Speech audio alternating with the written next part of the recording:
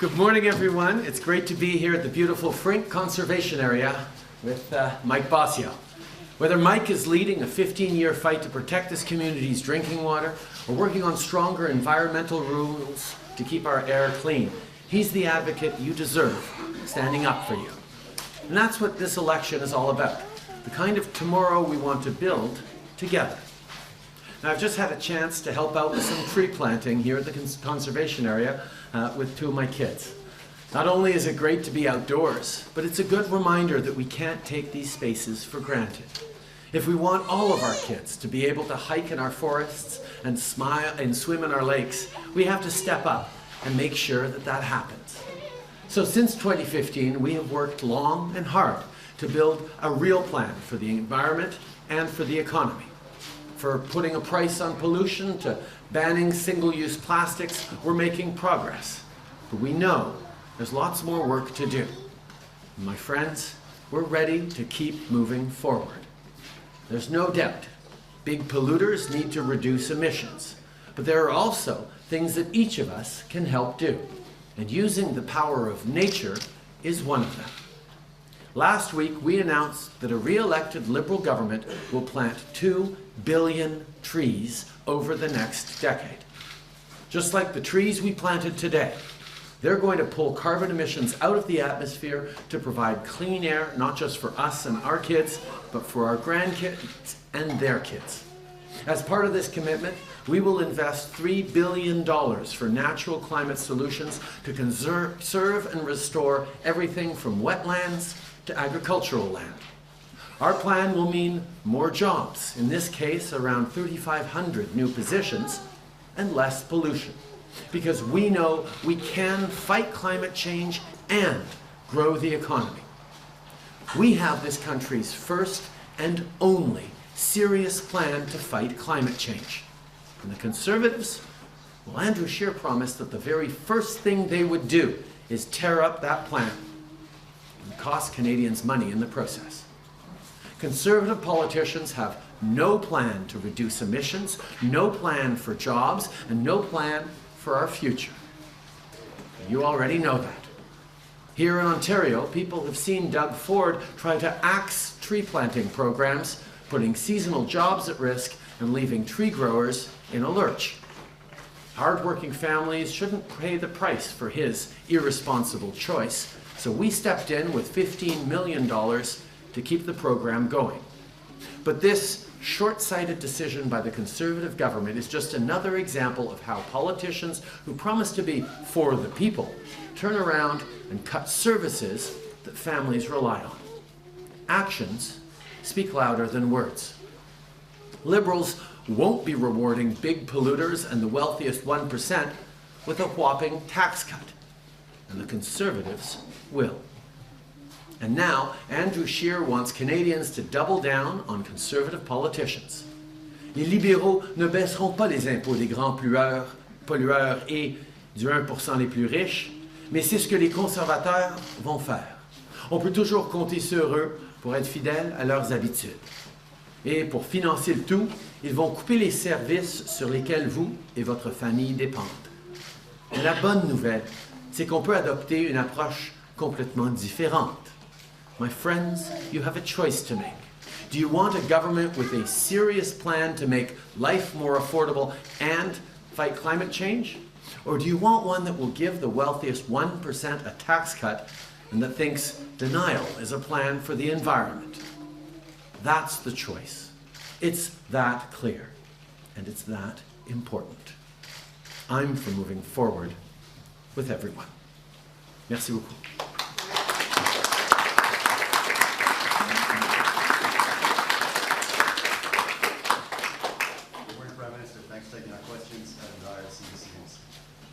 You lead perhaps the most urban government in Canadian history, and I'd like to ask you, why do you think it is that your party has trouble connecting with people outside of the cities and suburbs, that rural voters don't seem to feel represented by your party?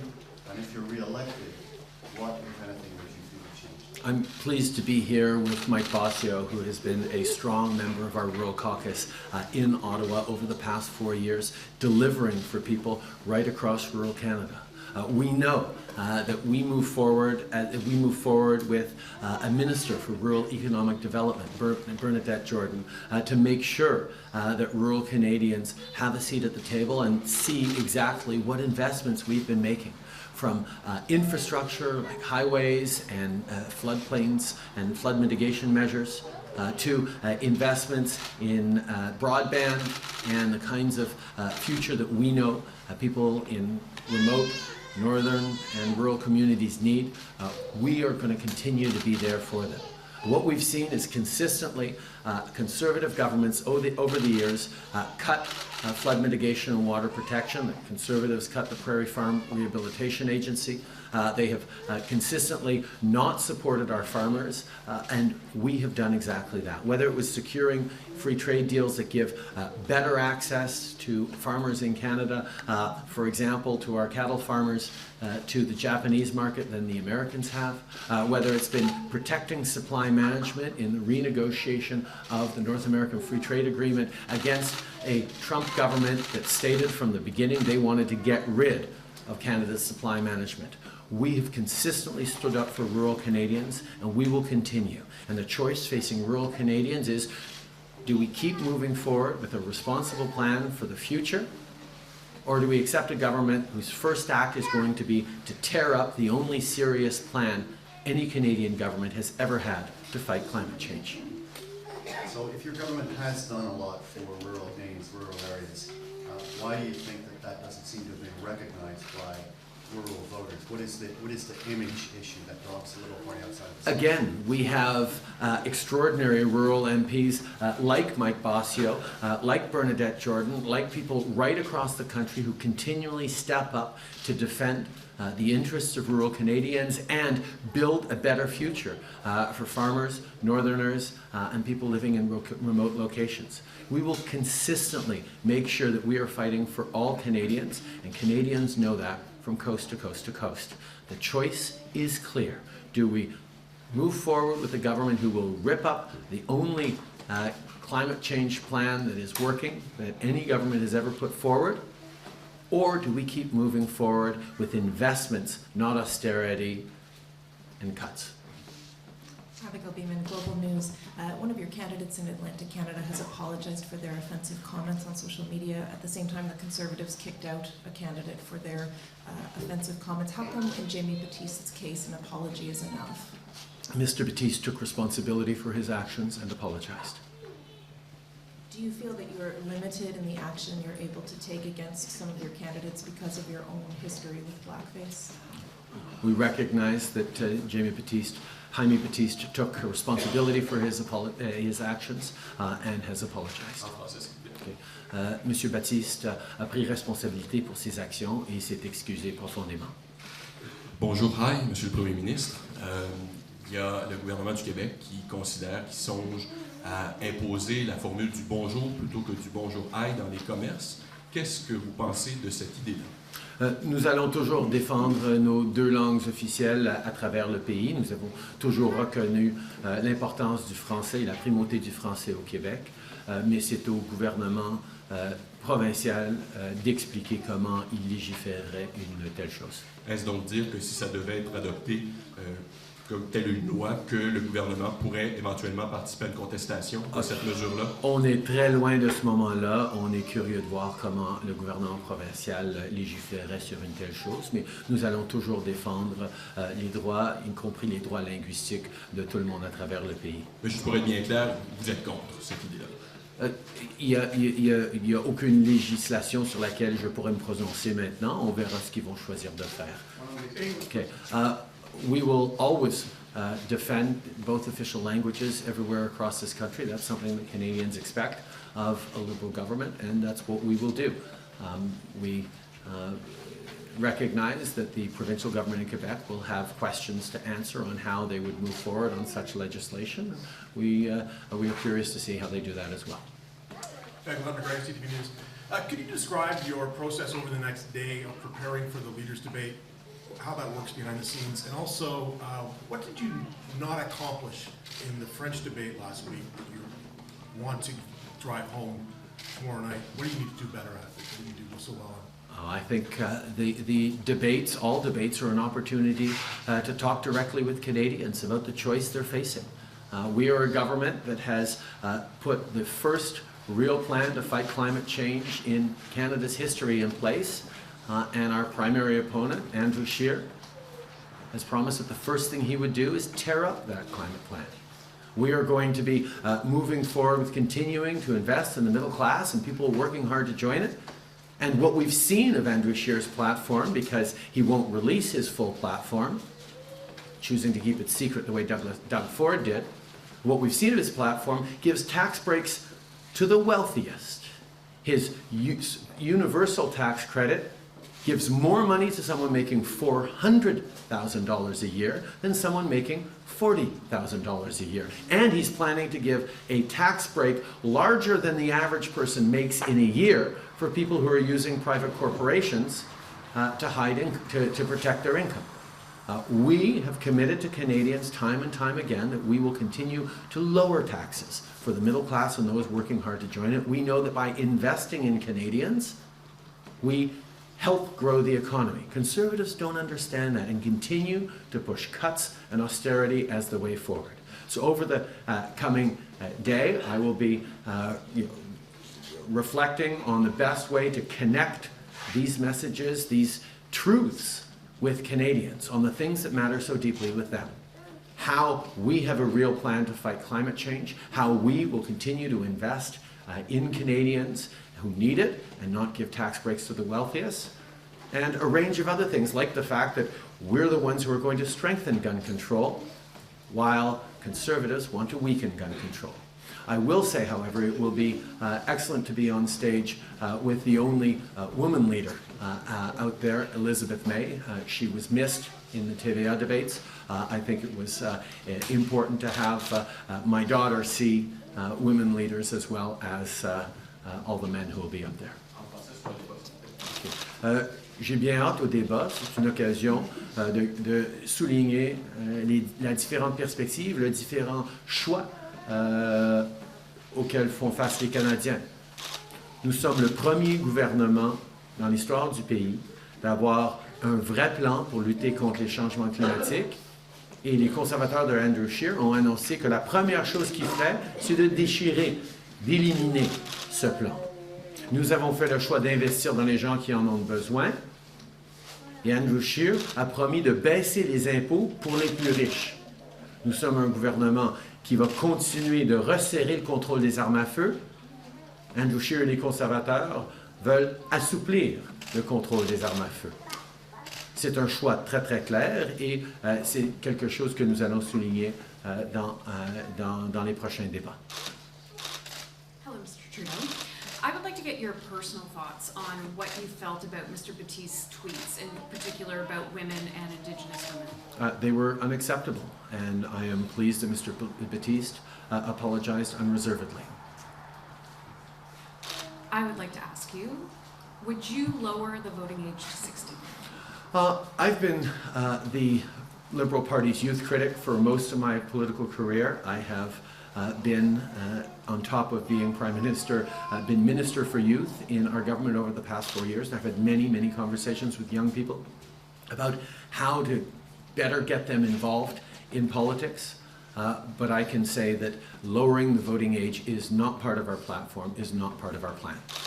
So we will not do it. But I can talk about what's in our platform because we have released our full platform. Andrew Scheer is keeping his full platform and it's costing a secret. You know who else did that? Doug Ford.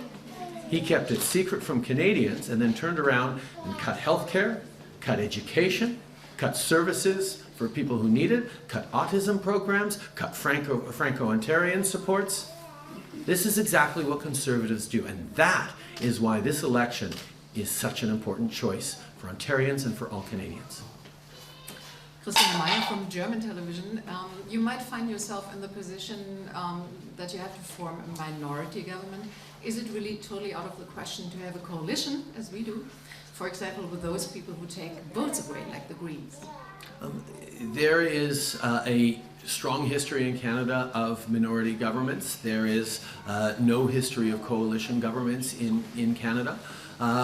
And on October 21st, I am focused on continuing to deliver a plan that has worked for Canadians. Over the past 4 years, not only have we put forward the strongest plan to fight climate change in Canada's history, recognizing there is much more to do, and we will do it, like planting 2 billion trees, like we've talked about this year, but we've managed to see Canadians create over 1 million jobs, most of them full-time, over the past 4 years, as well as lifted 900,000 Canadians out of poverty, including 300,000 kids. Our plan to invest in Canadians and fight climate change and keep people safer by increasing gun control is working for Canadians, and I know that's the choice that Canadians are going to take on October 21st. Just a quick follow-up. What would you do internationally? Because Greta Thunberg came, she said Canada doesn't do enough. She says that to everyone. So what would be your plan internationally to bring forward more action against climate change? In the very first weeks of our government in 2015, we went to the Paris conference where Canada played a key role in ensuring that the Paris Agreement became a reality. We will continue to step up at home with initiatives like a price on pollution, like banning single-use plastics, like phasing out coal plants, which I know is something Germany still needs to do a lot of work on. We recognize, however, there is much more to do, both at home and internationally. That's why we've been involved in building climate-resilient infrastructure and climate investments in countries around the world that are fighting climate change. But we're going to do much more at home as well, including cutting corporate taxes in half for any company involved in developing zero-emission technologies, because we're committing to reach zero emissions, net zero, by 2050, on top of meeting and surpassing our 2030 targets. We're going to be giving money upfront in form of interest-free loans so homeowners can retrofit and renovate their homes. We're going to be protecting 25% of our oceans, 25% of our landmass by 2025, and on our way to 30 by 30. These are the kinds of commitments, on top of planting 2 billion trees, that Canadians expect from a government with a real plan to fight climate change. And the first thing the Conservatives are going to do is rip up the only real plan to fight climate change that any Canadian government has ever had. Good morning, Mr. Trudeau. Teresa Wright from the Canadian Press.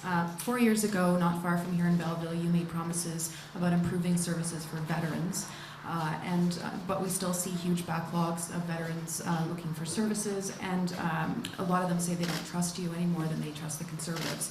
I know that in your platform you've made promises about mental health for veterans, but what would you do at the operational level at Veterans Affairs to try to make sure that, to get veterans off waiting lists or waiting on hold in the phone?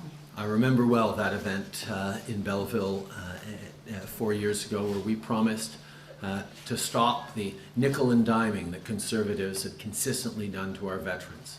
They closed the nine veteran service centers across the country. One of the first things we did was reopen them.